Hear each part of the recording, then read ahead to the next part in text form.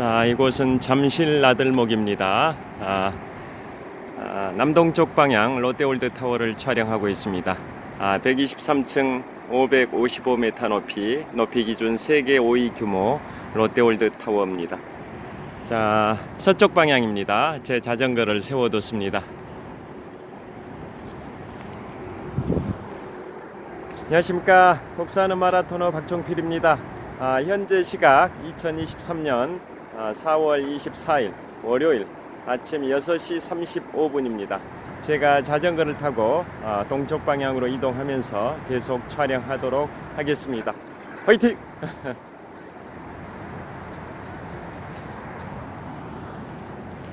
제 자전거입니다. 이곳은 잠실 나들목입니다. 간판이 보이실 겁니다.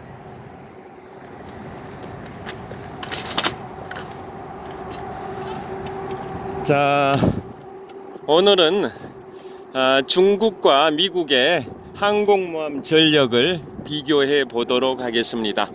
자, 인류사는 전쟁의 연속입니다.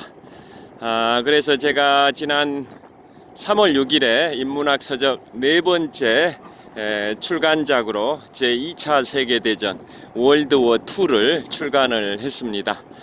자, 거기에도 제가 다루고 있는 내용인데요. 제2차 세계대전의 태평양 전선에서 1942년 6월 7일에 그 유명한 미드웨이 해전과 또 1944년 10월 20일에 필리핀 레이테만 해전에 관하여도 다룬 내용이 있기도 합니다. 자, 뭐 다 아시다시피 미드웨이 해전은 1942년 6월 7일 일본 당시 일본 해군의 연합 함대가 미국 하와이 북서쪽에 있는 미드웨이를 공격했는데 그 당시 미군이 미리 그 정보를 알고 있어 가지고 미리 대비 태세를 갖춘 덕분에 미국이 일본을 이겼던 해전이 바로 미드웨이 해전인데요. 미드웨이 해전에서 미 해군의 급강하 폭격기 등의 동원돼서 불과 5, 6분의 짧은 시간에 미 전투기들이 폭격기들이 급강하 폭격을 해가지고 일본의 항공모함을 무려 4척을 격침시켰었고 그에 반해서 미군의 항공모함은 한 척만 침몰했던 그러한 해전이 미드웨이 해전입니다. 자, 그래서 그 미드웨이 해전에서도 그 항공모함 전력의 중요성이 여실히 드러났었고요. 그 다음에 그로부터 2년 반이 지난 1944년 10월에 드디어 필리핀 레이테만 해전이 발생이 됐었습니다. 자, 레이테만 해전은 인류 해전사에서 최대 규모의 해전으로 역사에 남아 있습니다. 뭐 인류의 해전 중에 3대 해전 하면 살레 해전, 그 3대 해전이 있죠. 자, 인류의 3대 해전 하면 그리스와 페르시아 간에 격돌했던 살라미스 해전, 그 다음에 영국과 스페인의 무적 함대가 격돌했던 칼레 해전, 그 다음에 영국과 프랑스, 스페인 연합 함대 간의 해전이었던 그 유명한 트라팔카르 해전, 이 세 가지가 인류의 3대 해전이고 4대 해전 하면 우리 이순신 장군의 임진왜란 당시의 한산도 대첩까지 포함시키는데요. 자, 그러한 인류의 3대 해전은 규모 면에서 최대 해전은 아닙니다. 규모 면에서 최대 해전은 1944년 10월 20일 전후에 필리핀 레이테만 해전입니다. 왜 규모 면에서 레이테만 해전이 최대 규모의 해전이냐면 일본 제국과 미국의 그 해군 전력에 동원된 그 배수량 해군은 배수량을 기준으로 함정의 그 규모를 판단을 하는데요. 일본과 미국 해군의 양측의 그 해군 함정의 그 총 배수량이 무려 250만 톤이었습니다. 250만 톤. 자, 항공모함 한 척에는 뭐 순양함, 구축함, 다양한 함정들이 한 10여 척 호위함으로 같이 다니는데요. 그걸 항모 전단이라고 하죠. 하나의 항모 전단의 배수량을 다 합하면 대략 30만 톤으로 봅니다. 한 국가의 해군 전력과 비슷한 약 30만 톤의 배수량이 항모 전단인데요. 우리나라는 아직 항공모함이 없죠. 그런데 한 국가의 해군 전력에 맞먹는 약 30만 톤의 배수량을 자랑하는 게 하나의 항모 전단인데요. 필리핀 레이테만 해전에서 동원된 일본과 미군의 그 해군 함정의 총 배수량을 합하면 약 250만 톤이니까 하나의 항공모함 전력 30만 톤의 약 8배 이상의 전력이 동원됐던 게 바로 그 유명한 1944년 10월 20일 전후의 필리핀 레이테만 해전이었습니다. 그래서 앞으로 제3차 세계대전이 해군 위주로 전개된다 할지라도 그 레이테만 해전 총 배수량 250만 톤을 초과하기는 쉽지 않을 것이다 라는 전망이 나올 정도로 필리핀 레이테만 해전에 동원된 일본과 미군 해군 전력의 총 배수량 250만 톤은 인류 해전사에 있어서 최대 규모의 해전으로 평가가 되고 있습니다. 여하튼 태평양 전선의 미드웨이 해전이든 필리핀 레이테만 해전이든 간에 공통적으로 그 항공모함의 전력이 중요하다라는 게 드러난 건데요. 미래의 전투 능력은 결국은 공군인 거고, 공군의 전투기들이 또는 폭격기들이 이륙을 해야 공중전을 펼칠 수가 있는데요. 5대양 6대주 바다, 태평양, 인도양, 대서양 바다의 비중이 면적이 넓다 보니까 결국 바다에서 공군이 전투력을 발휘하기 위해서는 항공모함이 있어야 되는 거죠. 항공모함에서 전투기가 이륙, 착륙을 할 수 있어야 공군이 전투력을 발휘할 수 있으니까요. 그만큼 항공모함은 중요하기 때문에 아직 우리나라에 항공모함이 없는 상황에서 우리나라가 정규 항공모함은 아닐지라도 경항공모함이라도 개발하려고 노력을 하고 있습니다. 자, 그러면 본론으로 들어가서 지금 대만 해협의 그러한 일촉즉발의 상황과 관련해 가지고 지금 중국이 대만을 침공할 수가 있다. 그러면 미군이 그걸 방어하겠다. 뭐 이런 게 계속 국제적 이슈가 되고 있지 않습니까? 그 관련해서 중국과 미군 항공모함의 전력을 비교해 보면 결론부터 말씀드리면 중국의 항공모함의 전력은 초등학교 수준이고 미국의 항공모함 전력은 대학교 수준이다 라고 볼 수가 있습니다. 자, 왜 그러냐면 현재 중국의 항공모함은 최초의 항공모함이 랴오닝함이고 두 번째가 산둥함이고 작년 6월에 세 번째로 취역한 세 번째 항공모함이 푸젠함인데요. 그래서 항공모함이 중국은 현재 3척이고 미국은 10여 척이 있는 거죠. 그래서 양적 측면에서도 미국이 중국을 압도하고 있고 또 질적 측면에서는 중국의 항공모함은 이륙을 할 때 이륙이 굉장히 중요하죠. 이륙을 할 때 스키 점프대 방식으로 이륙을 하는 형태이고 반면에 미국은 수평면에서 이륙하는 방식인데요. 자, 미국 같으면은 항공모함에서 함재기들, 전투기들이 출격할 때 발사기를 발사해가지고 전투기를 이륙시킵니다. 최고 속도 250km로 발사시키는 그 발사기 캐터필트라고 합니다. 캐터필트 발사기 형태로 미국은 전투기들을 이륙시키는 반면에 중국은 스키점프대를 이용하는 일종의 재래식 방식으로 이륙을 시킵니다. 그러다 보니까 이륙시킬 수 있는 그 함재기, 전투기의 최대 중량에 근본적으로 차이가 있습니다. 그래서 미국 항공모함에서는 이륙시킬 수 있는 전투기의 최대 중량이 45톤입니다. 그에 반해서 중국은 28톤밖에 안 됩니다.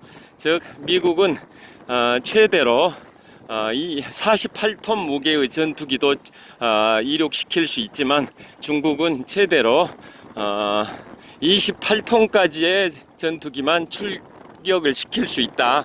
뭐 이런 차이가 있습니다. 그러게 되면 어떤 문제가 생기냐면 중국은 무거운 중량의 전투기나 폭격기는 출격시킬 수 없다 보니까 무게를 줄이려면은 무장 미사일이나 각종 기관포 이런 무장 중량을 줄여야 되고 또 연료도 줄여야 됩니다. 연료, 항공기 연료도. 그러다 보니까 무장이 줄어들면은 미사일 등 장착되는 무장이 줄어들면 그만큼 전투 능력이 떨어지고 또 연료를 줄이게 되면 항속 거리가 짧아지니까 전투 반경이 줄어들 수밖에 없는 거죠. 그래서 전투력의 질적 측면에서 스키점프대 방식을 취하는 중국의 항공모함은 질적 측면에서 무장도 줄여야 되고 연료도 줄여야 되다 보니까 전투력이 미군에 비해서 중국의 전투력은 떨어질 수밖에 없고, 그 다음에 항공모함이 추진하는 그 동력이 중국은 디젤입니다. 디젤. 반면에 미국은 핵 추진 방식입니다. 그래서 중국의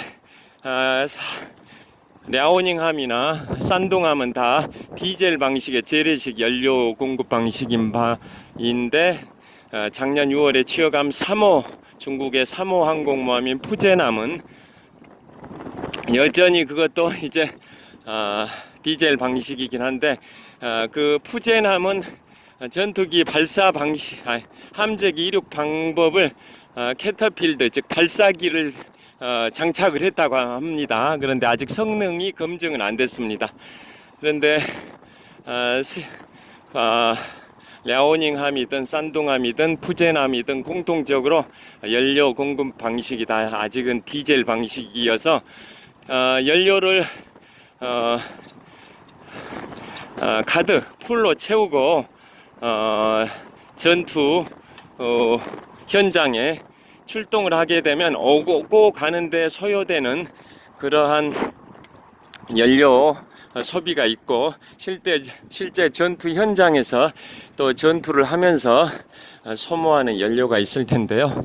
그래서 디젤 방식은 항공모함이 연료를 가득 채우고 출격한다 할지라도 15일 정도 사용하면 다 소진이 돼버리다 보니까 중국의 항공모함에는 연료 공급함이 항상 호위함으로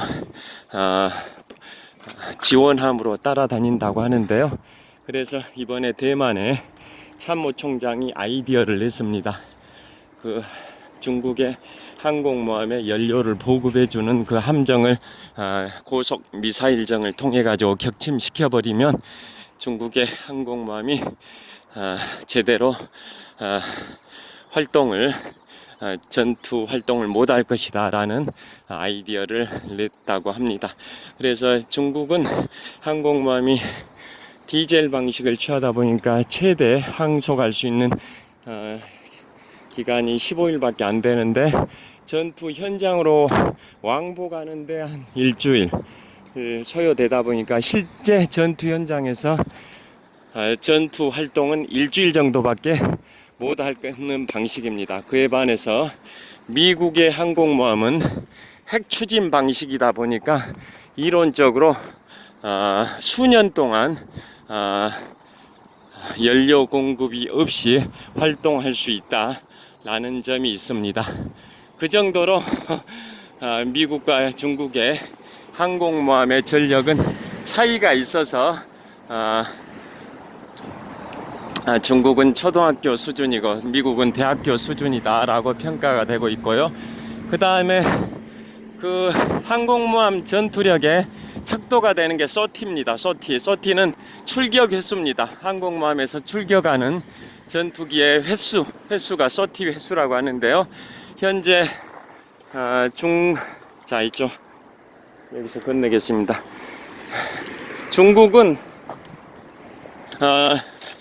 하루 평균 출격 횟수가 전투기 한 20대 정도밖에 안 됩니다. 20대 정도.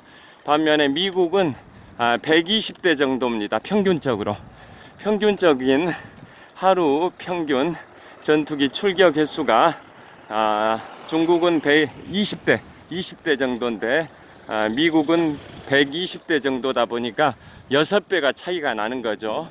그래서 결국은 미국의 항공모함의 전투력은 중국 항공모함 전투력의 6배 정도를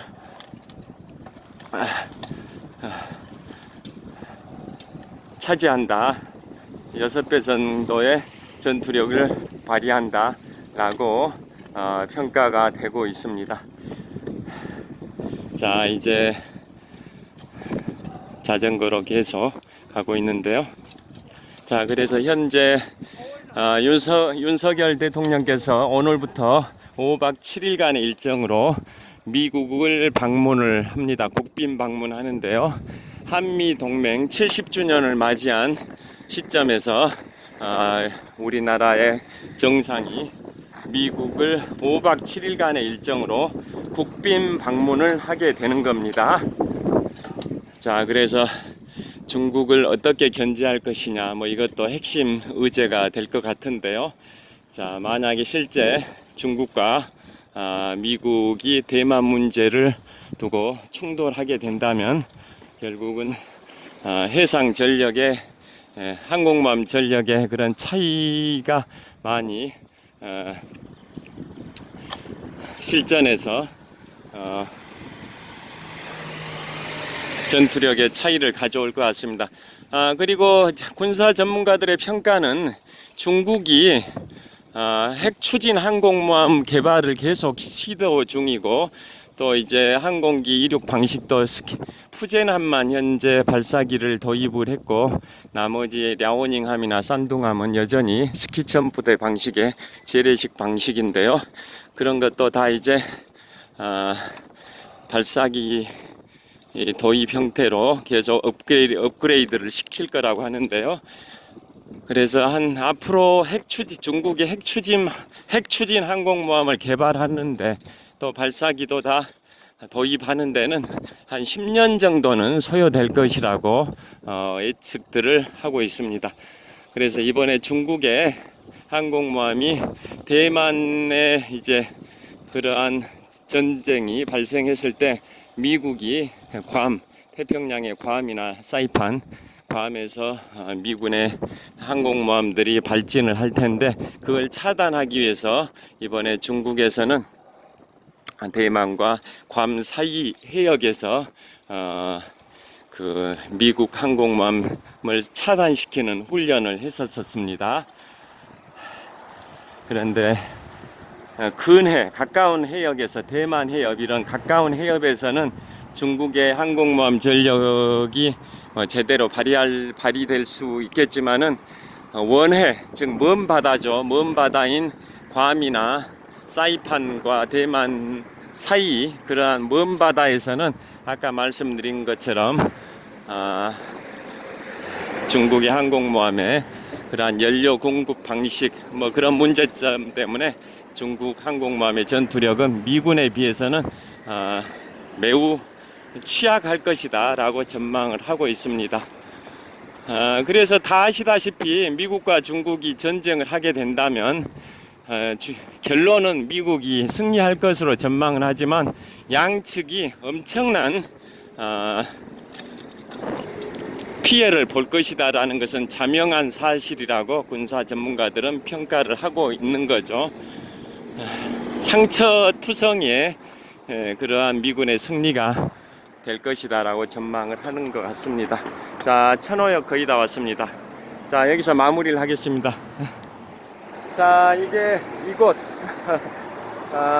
이곳이 어디냐면 풍납 전통시장 입구입니다. 현재 풍납 전통시장 입구까지 도착을 했습니다. 자, 오늘 2023년 4월 24일 월요일 아침 7시 정도 됐습니다. 윤석열 대통령께서 미국을 5박 7일의 일정으로 국빈 방문하는 날입니다. 자, 오늘도 유쾌, 상쾌, 통쾌한 하루 되시길 빌겠습니다. 좋은 하루 되십시오. 화이팅! 자, 신호를 건너겠습니다.